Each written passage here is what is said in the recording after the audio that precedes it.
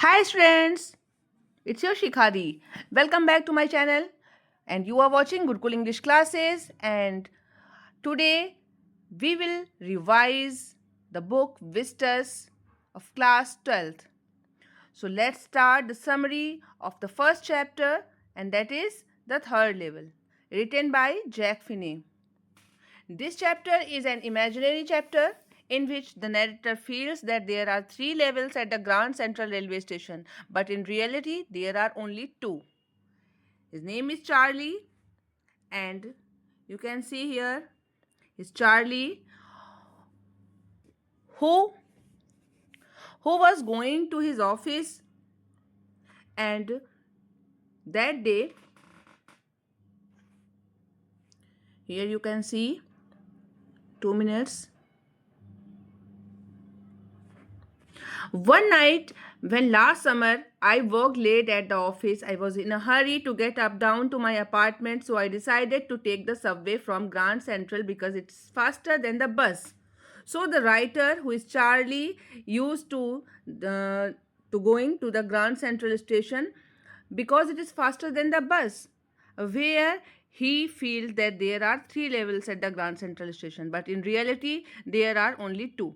So, after returning from the platform, he has discussed this with his psychiatrist friend named Sam. The psychiatrist says that he is unhappy and the modern man is engulfed in insecurities and fears, so man wants an escape from his stressful life. So, this is your total imagery. The narrator's psychiatrist friend says that the narrator's hobby of stamp collection is a temporary refuge from reality. The narrator does not agree with this interpretation. He argues that his grandfather lived in nice and peaceful times, but he did not need to run away from reality. Still, he pursued the collection and study of postage stamps. So, after this discussion, one summer night when he was in a hurry to get back home, he decided to take the subway from Grand Central. He crossed the arched doorway heading for the subway and got lost. Here you can see the this is an imaginary picture of the Grand Central in which there is a tree which branches are continuously here and there going. And the writer feels that the corridor of the Grand Central Station are like this tree. When he went to the third level at Grand Central Station, he finds nobody and finds himself at the third level at Grand Central Station. There are smaller rooms, fewer ticket windows, and open flame gas lights. The information booth was made of wood and was looking ancient. Everybody at the station was dressed in the fashion of the late 19th century. And to be sure, the date, the narrator got the newspaper and he went to the newspaper boy and saw the paper the word, and the paper the word was continued in the 1890. So he went to the ticket counter, does not accept his currency bills. Sensing trouble, the narrator runs away from the third level to escape jail. The narrator withdraws $300 from the bank next day to buy the currency of 1890. The narrator fails to find the third level again. His wife is very worried and pursues Charlie to stop looking for the third level, so he resumes his hobby of stamp collection. His psychiatrist friend suddenly disappears. Narrator and his wife get proof of the existence of the third level. Now, both of them start their search for the third level, and the narrator believes that Sam is now in Galesburg in the year 1894. So when the mystery of first day covers opens, and the mystery is, this is very important question, ki what is the first day covers. So students, you can learn it. When a new stamp is issued, stamp collectors buy it and affix a new stamp on an envelope. They mail the envelope to themselves on the first day of the sale. The postman gives proof of the date. The envelope is never opened and nothing is written inside it. This is called first day cover. Understand? While being fancy with his stamp collection, the narrator finds a strange cover mailed to the address of the narrator's grandfather in Galesburg. It has been present there since 18th July 1894, and when the envelope contains a letter for Charlie by his friend Sam. And who is Sam? Sam is a psychiatrist. So here is the letter you can see, and it read, here you can see the address, Charlie. I got to wishing that you were right, then I got to believing you were right. And Charlie, it is true, I found the third level.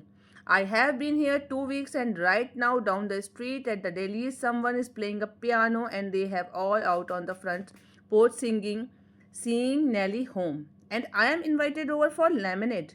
Come on back, Charlie and Luza. Keep looking till you find the third level. It is worth it, believe me. Charlie finds out that Sam had bought $800 worth of old style currency. This money was sufficient to set up a hay, feed, and grain business which Sam dreamed of owning. Sam is a qualified psychiatrist but can't go back to his profession in Galesback of 1894 because the profession of psychiatrist did not exist at that time. So, understood? This is the chapter, the third level. And the important question from these chapters, I will tell you the long answer type questions. Question number 1 है, describe briefly the scene at the station as seen by Charlie, and what is the strange experience in the third level. Question number 2, what was the third level? How was it described by psychiatrist Sam? And question number 3 and last, do you think that the third level was a medium of escape for Charlie? Why? Understood?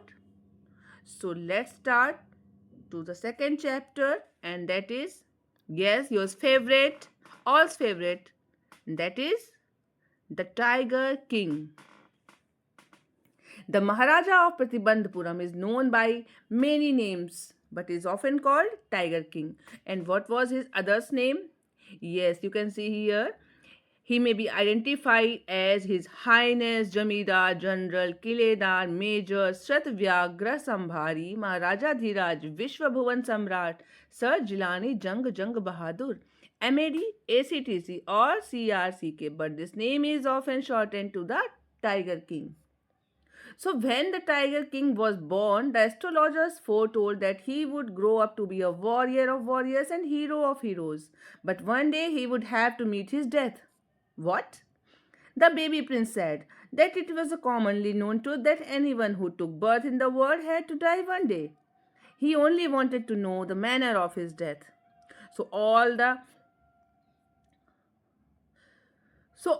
astrologers in the court had terrified to see the baby of 10 days was scolding them all. Oh. So the crown prince grew taller and stronger. He was crowned the king of the age of 20. But the astrologers had foretold that the Tiger King would actually have to die because he had born in the hour of the bull. Here you can see the chief astrologer said the prince was born in the hour of the bull. The bull and the tiger were enemies, so death comes from the tiger, he explained. And what was the reaction of 10 days, baby prince? Yes, he growled. Let tigers beware. This account is only a rumor life in Pratibandhapuram, but with hindsight, we may conclude it was based on some truth. So, the story continues, and the crown prince grew crowned at the age of 20. The astrologer's prediction slowly reached his ears. He went on a tiger hunt and killed his first tiger. And elated by his feat, he sent for the state astrologer. The astrologer came, and the king said, "What do you say now?" "I will kill a tiger." "Your Majesty may kill 99 tigers in exactly the same manner." But what? Speak without fear. "But you must be very careful with the 100 tiger." "Oh, what if the 100 tiger were also killed?" "Then I will tear up all my books on astrology, sir, set fire to them, and what? I shall cut off my tuft, crop my hair short, and become an insurance agent." The astrologer finished on an incoherent note. From that day onwards, it was celebration time for all the tigers inhabiting Pratibandhapuram because the Maharaja banned tiger hunting in his kingdom. The Maharaja faced many dangers on his quest, but each time it was the Maharaja who won. And in this manner, he killed 70 tigers. Yes, he killed 70 tigers. Stories came out. A high ranking British officer visited Prithibantapuram with a wish to hunt tigers, but the Maharaja refused permission to hunt. He felt that if he relented, other British officers too would turn up with the same request. Now he stood in danger of losing his kingdom. After many deliberation with his divan over the issue, they came up with a plan. 50 diamond rings were sent to the officer's wife. The bribe cost him 3 lakh rupees, but his kingdom was saved.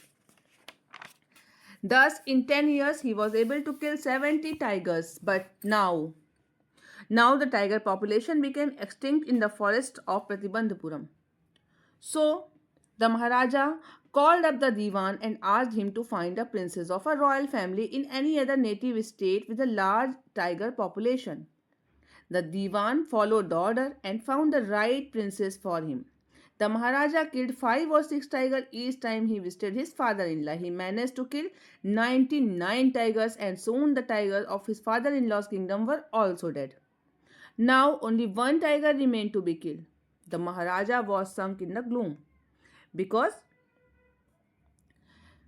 because there was unable to find the last tiger. Suddenly there came the news that a tiger had been sent in a hillside village. However, the tiger kept himself hidden. In his fury, the Maharaja ordered that the land taxes would be doubled. The Diwan, to save himself, decided to give up the old tiger that had been brought from the People's Park in Madras and kept hidden in his house. The Diwan and his wife, in a very funny manner, dragged the old and weak tiger to their car and shoved it into the back seat. After much resistance from the tiger, the exhausted Diwan was somehow able to leave the tiger in the forest. The Maharaja was delighted to see the hunted tiger and took careful aim and shot at the beast. The beast had died. He ordered the tiger to be brought to the capital in a grand procession. But after the Maharaja gone, the hunters were shocked to see that the tiger was still alive. They feared losing their jobs, so one of the hunters then killed the tiger himself. So you can see that the tiger was not killed by the king. The hunted tiger was not killed by the king. He was killed by the hunter. So that tiger was taken in procession through the town and buried. A tomb was erected over it. After achieving the feat, the Maharaja turned his attention to his child. It was his third birthday and he wished to give him something special. So he went for shopping with his prince but could not find anything worthy. Finally, he spotted a wooden tiger. You can see the wooden tiger, and he bought it for his son. The wooden tiger was carved by an unskilled carpenter. Tiny silvers of wood stood up like quills all over it. One of the silvers pierced the Maharaja's right hand while he was playing with his son. He didn't mind and pull it out, but next day infection spread in his hand. In 4 days, it developed into a festering sore, which spread all over his arm. Three famous surgeons were brought in from Madras. After holding a consultation, they decided to operate. The 3 surgeons who performed it came out of the theatre and announced, what announced? The operation was successful and the Maharaja is dead. So you can see the humor of the story. In this manner, the hunted tiger took its final revenge upon the tiger king. So this is the chapter, your favorite, the Tiger King. And the important questions from this chapters are: question number 1. What did Maharaja do to find the required numbers of tigers to kill?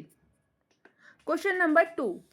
Who is the Tiger King? Give his short character introduction based on the story. This is the most important question for UP board.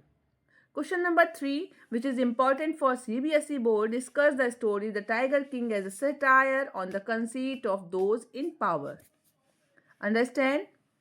So move forward to the third chapter, and that is Journey to the End of the Earth.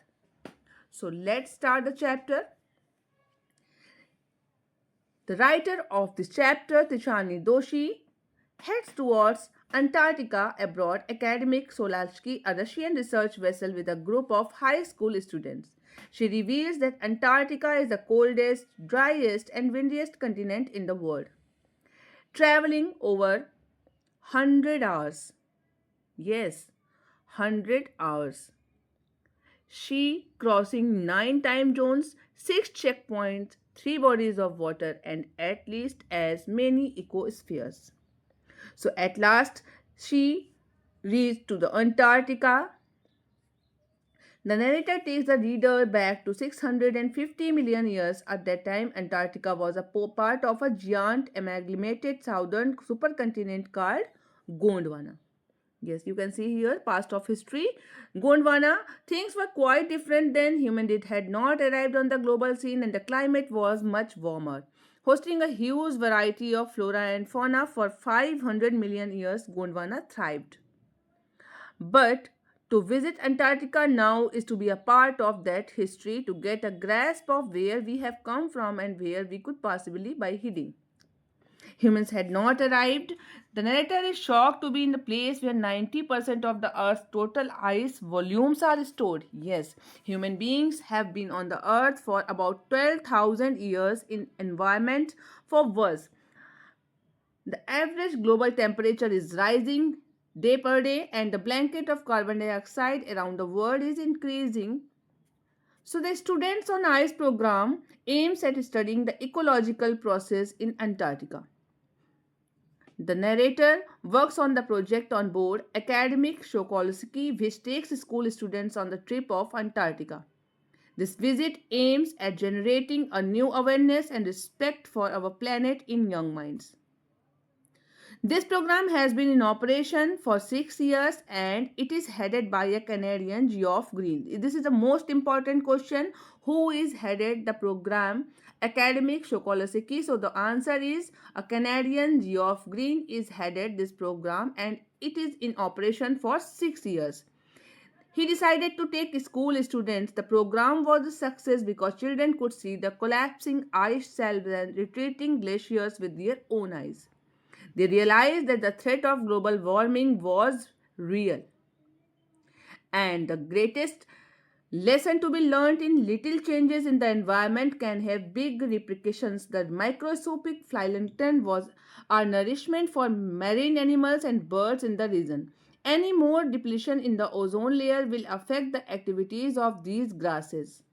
The narrator says that the experience of strolling on the ocean at Antarctica was a never to be forgotten incident for all.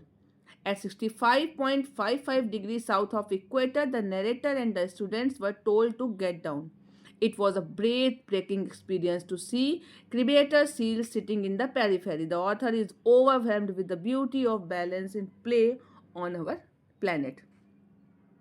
And 9 time zones, 6 checkpoints, 3 bodies of water, and many ecospheres later. How would it be Antarctica were to become the warm place that it used to be?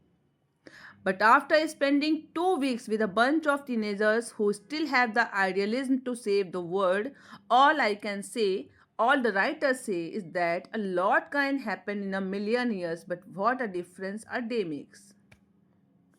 So, this is the chapter. The important question from this chapter. Question number 1. Why was Students on Ice program was so successful? Question number 2. Take care of small things and the big things will take care of themselves. What is the relevance of this statement in the context of the Antarctica environment? Understand? The long question, the most important long question from this chapter is, what is the significance of the title Journey to the End of the Earth? And the next question for the CBSE, the world's geological history is trapped in Antarctica. How is the study of this region useful to us? So let's move forward to the most important chapter and the longest chapter of the book, and that is, yes, the enemy. The enemy is the story of the Dr. Sadao Hoki, his father, and Hana, his wife. So let's start the chapter, The Enemy. Dr. Sadao Hoki, who is a famous Japanese surgeon and an accomplished scientist, lived in a house on the Japanese coast.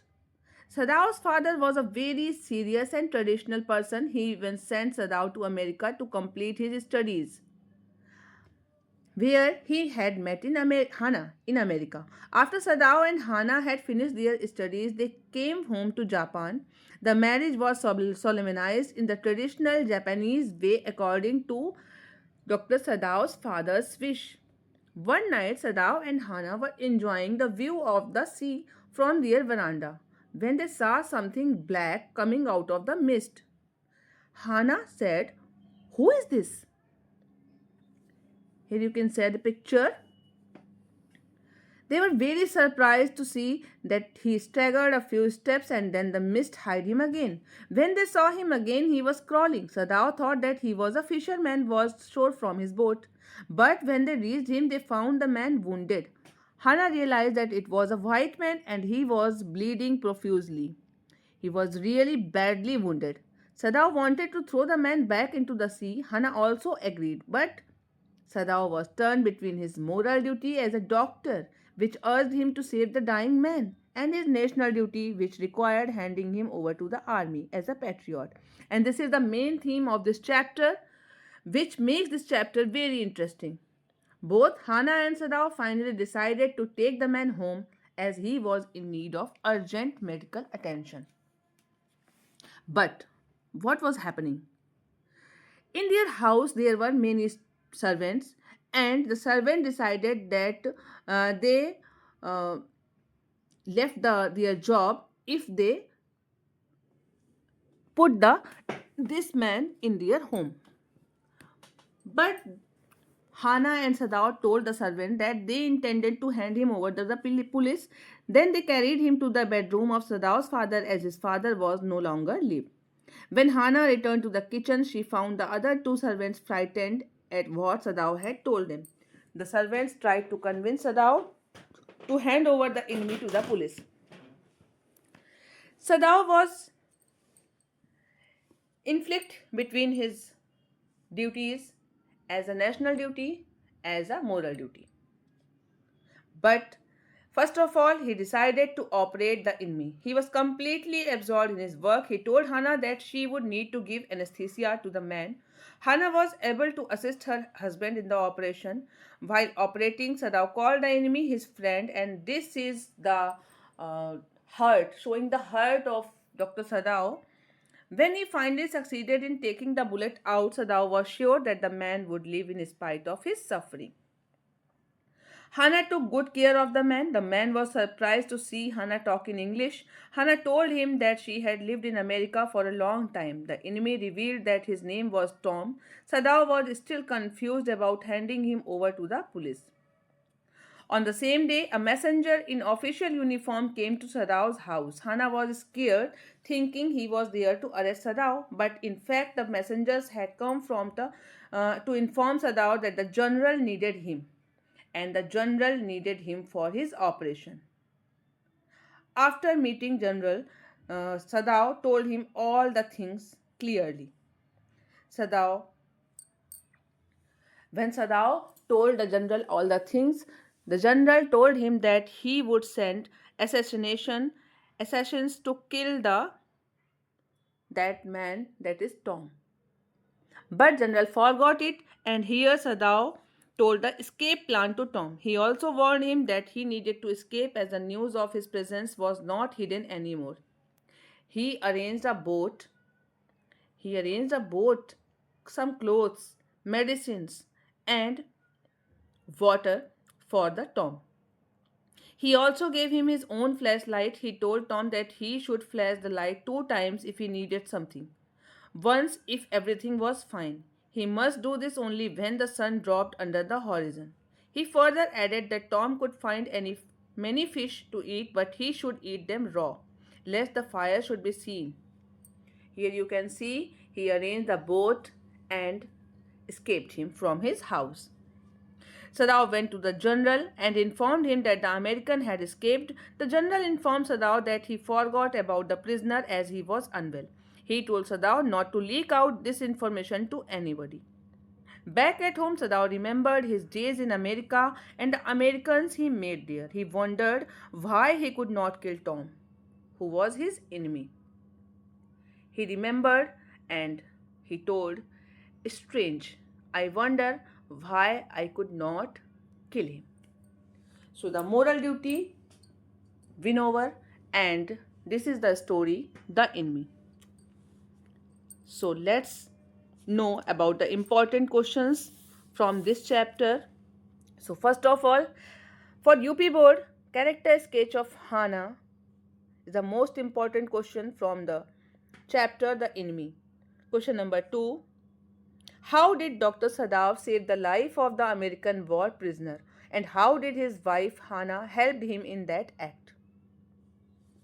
And next, the question most important for CBSE, and that is, there are moments in life when we have to make hard choices between our roles as private individuals and as citizens with a sense of national loyalty. Discuss with reference to the story you have just read. So move forward to the next chapter, and that is On the Face of It. Mainly, this chapter is a play written in scenes and act. There are two characters, Mr. Lamb and Derry. So the first scene of the play begins in Mr. Lamb's garden. Derry, who is a young boy of 14, climbs over the garden wall and enters the garden. Derry tries to explain to him that he did not want to sneak in. He appears to be scared. Mr. Lamb assures him that there is nothing to be afraid of. Again, Derry is very furious. Why? Because he thinks that Mr. Lamb is pitying him. He says that he is afraid of himself because one side of his face got burned as acid fell on it. Mr. Lamb changes the subject. He says that he is going to make jelly out of the crab apples. He tells Mr. Lamb that he has changed the subject because he is also afraid of his burnt face. As you can see here, Lamb and Derry. His face, and Mr. Lamb has a tin leg. Then Mr. Lamb tells Derry that one of his legs got blown off in a war, but that is not important. Some kids call him Lemmy Lamb, but this doesn't bother him. Derry says that Mr. Lamb could cover his tin leg with his trousers, but Derry could not cover his face. Mr. Lamb says that Derry should notice the beautiful things in the world and not care about his face. In reply, Derry narrates an incident which happened at the bus, where he heard two women talk about his face. One of them said, "Oh, look at that. That is a terrible thing. That's a face only a mother could love." So Derry very hurt and calls it cruel. Mr. Lamb advises him not to believe everything that he hears. Mr. Lamb starts telling him a story about a man who was afraid to die. He feared each and everything and locked himself in a room. But what had happened with him? Unfortunately, he died because a picture fell off the wall on his head in his bedroom. Derry laughs a lot at the story. Through this story, Mr. Lamb wanted to show Derry that one cannot hide oneself or shun society just because of some fear. One should enjoy life as it comes. Derry notices that there are no curtains on the windows of Mr. Lamb's houses. Mr. Lamb replies that he is not fond of curtains because they shut things out and he likes to see the light and the darkness and to hear the wind. Thus, both of them talked very wisely and watching, listening, thinking. Mr. Lamb contradicts it by asking what kind of a word would that be. Derry is amazed and asks how he understands all these things. Mr. Lamb replies, watching, listening, and thinking. Derry asks Mr. Lamb how he is going to get the apples down since his leg is blown off and he wears a tin leg. Mr. Lamb assures him that over the years he has learned to deal with his handicap. Derry says that he could help him, but his mother would not allow him to come out once he gets home. Mr. Lamb tells Derry that it is not Derry's mother, but Derry's bitterness and hesitation that would not let him go out. Mr. Lamb says that Derry doesn't have the guts to fight the odds. Derry becomes infuriated but promises to return to the garden and went from there. The second scene begins in Derry's house. He is fighting with his mother because he wants to return to Mr. Lamb and his mother is not allowing him to go. She says that she has been warned by many people that Mr. Lamb appears to be an eccentric. But Derry insists that he wants to go. The final scene, which is third scene, that shifts to the garden again. Derry reaches there out of breath. He finds Mr. Lamb lying on the ground. Here you can see.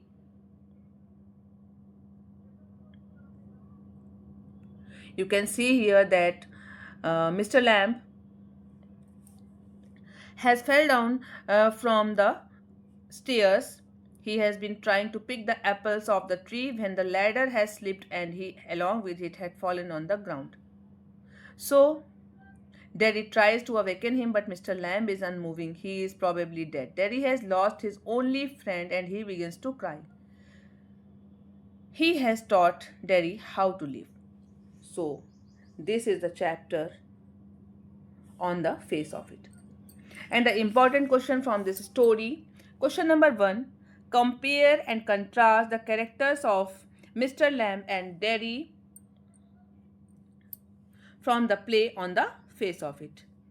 Question number 2, what is that draws Derry towards Mr. Lamb in spite of himself?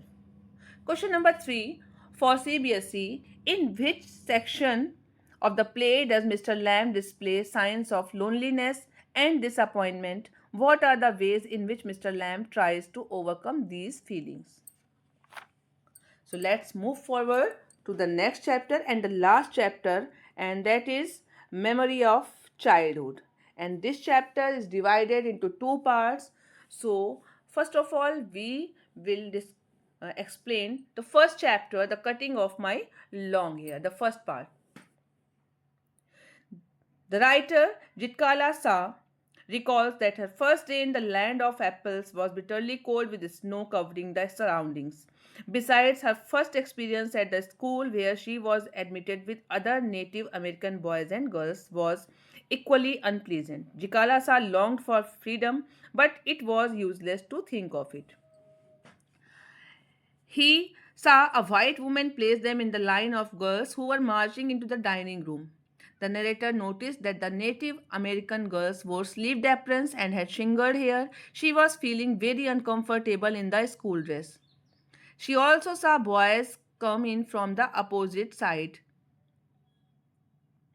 Just as she began to rise a second, a small bell was tapped, and every student pulled out a chair from under the table. The narrator also pulled out the chair, but sat down, and was surprised to see that she was the only one who was sitting. Just then, a second bell was rung, and all sat down, and she had to crawl back into her chair again. As the narrator was glancing at the surroundings, she caught the eyes of a pale-faced woman upon her. She wondered why she looking at her so keenly. But after Jitkala Sa's friend Judwin knew some English and she had overheard the white woman talk about cutting their hair. So the Jitkala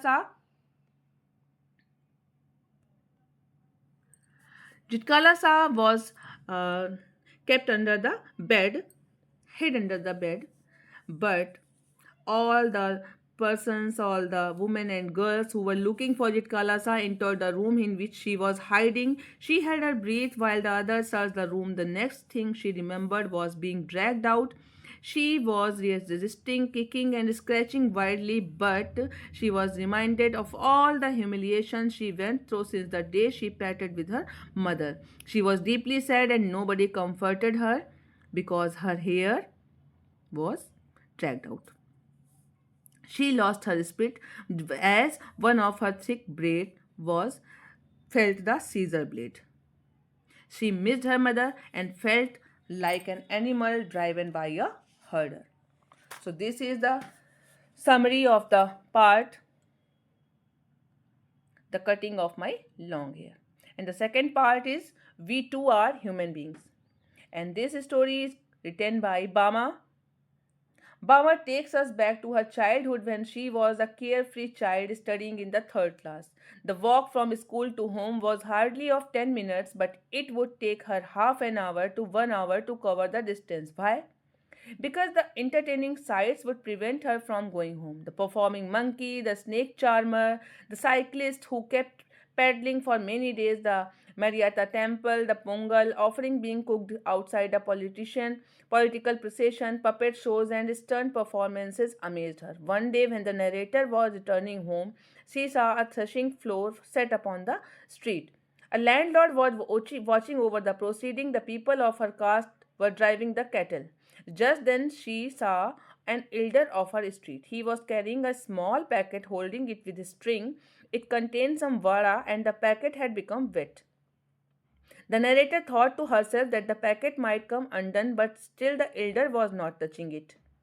The way he walked made Bama shriek with laughter. The elder crouched while handing over the packet to the landlord. The narrator returned home and told her elder brother Anna about the incident. She was laughing uncontrollably. But Anna did not laugh.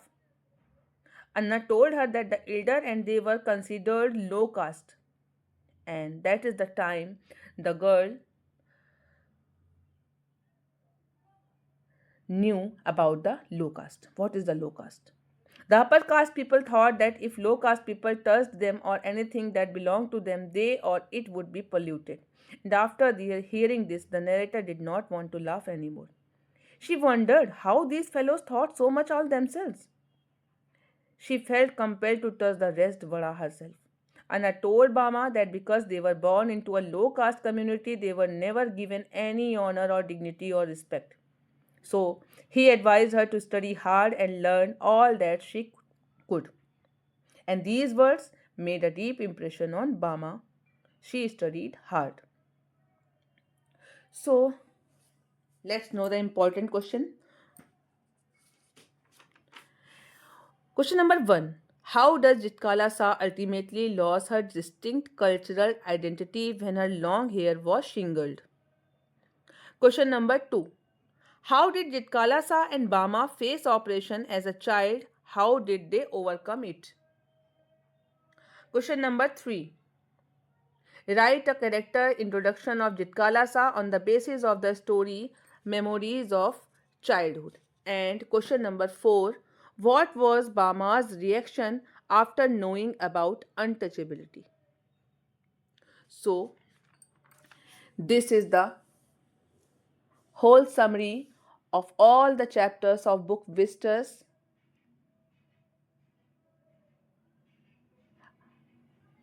I think you all are like this. So, if you like this, please share it with your friends and comment. We will meet in the next video. Till then, tata, bye bye, and thank you for your support and thank you for your watching. Keep watching.